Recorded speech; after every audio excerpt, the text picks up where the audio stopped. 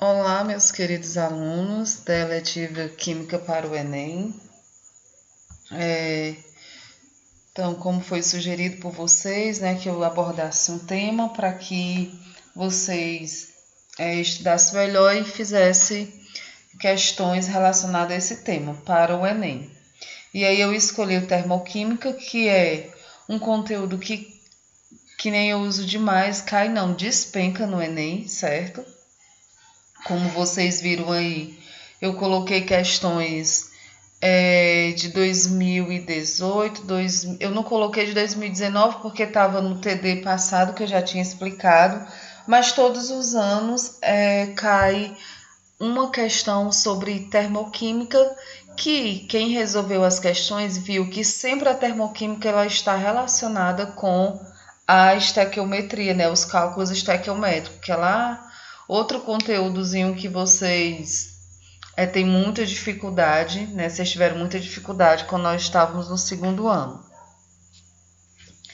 E assim, o que é que vou sugerir, né, para essa semana? Nessa semana eu estou mandando aqui a correção das 5 questões que eu passei para vocês sobre termoquímica. E aí eu não vou passar um novo conteúdo, certo? O que é que eu vou passar? Eu vou fazer sempre assim.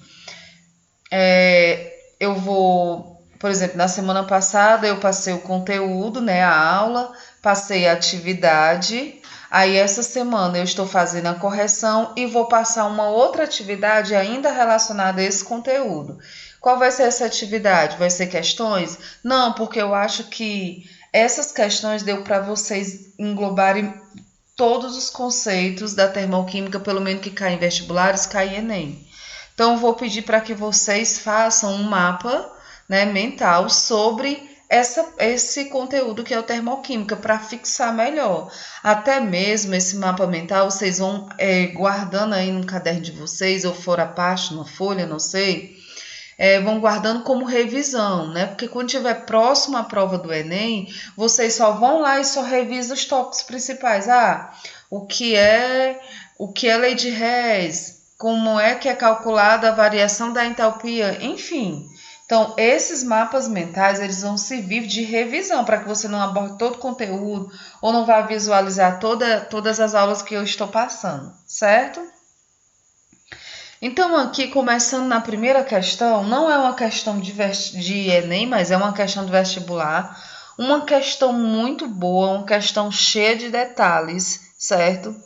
Que se você não conseguir entender aqui os detalhes, você vai errar essa questão.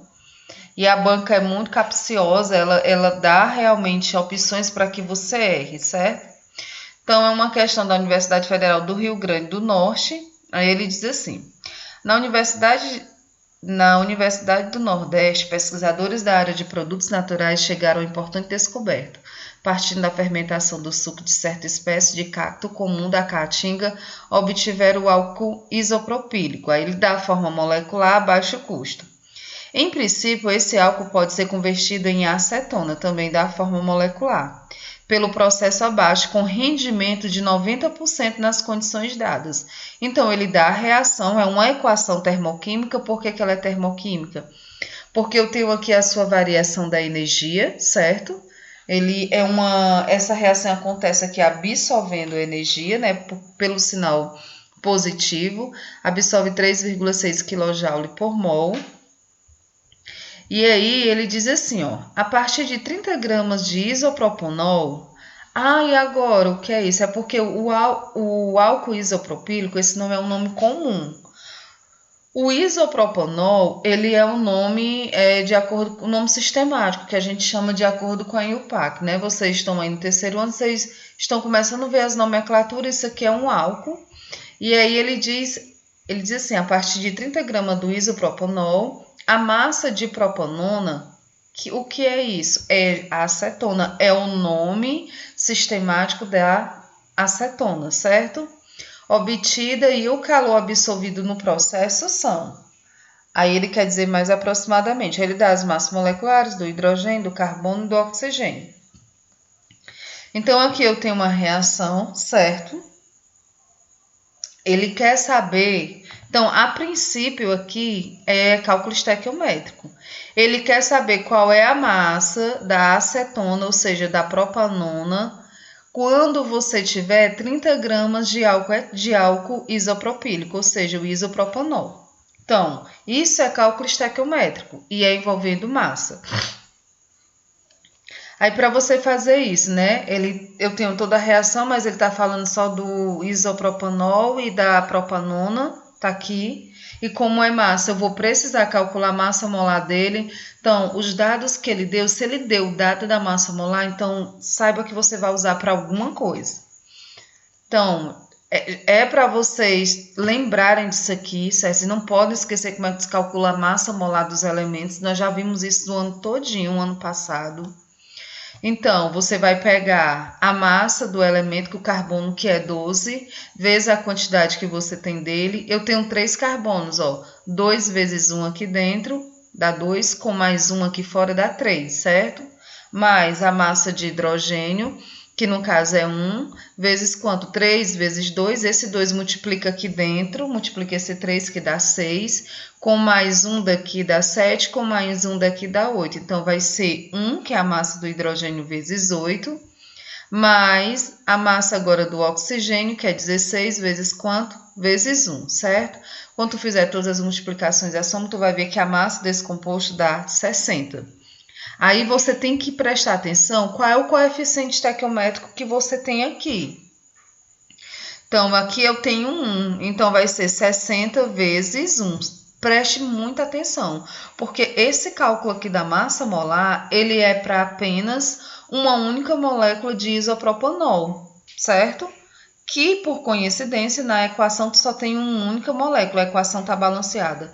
Observe se essa equação também está balanceada, certo? Sempre que você pegar uma equação, uma reação química, a primeira coisa que você tem que olhar é se ela está balanceada, porque poderia ser aqui que ele também envolvesse balanceamento. Aí, como eu tenho um mol, vai ser 60 vezes 1. Se eu tivesse 2 aqui, o coeficiente estequiométrico fosse 2, então seria 60 vezes 2, certo? Que vai ser igual, como é 1, vai ser igual a 60 gramas por mol. Aqui na propanona também da mesma forma, 12, que é a massa do carbono, vezes 3, né? Ó, eu tenho esse 2 aqui que está fora do parênteses, multiplica aqui dentro, 2 vezes 1 é 2, com mais 1, 3, mais 1, que é a massa do hidrogênio, vezes 6, ó, 3 vezes 2 dá 6, mais o oxigênio, 16 vezes 1 dá, né, no caso dá 16, fazendo todas as multiplicações, depois a soma, a massa da propanona que é 58. Aí você vai fazer a mesma coisa, que essa massa é para uma única molécula, que por coincidência também só tem uma única molécula aqui. Então, vai ser 58 vezes 1. Se fosse 2, seria vezes 2, se fosse 5, que no caso dá 50.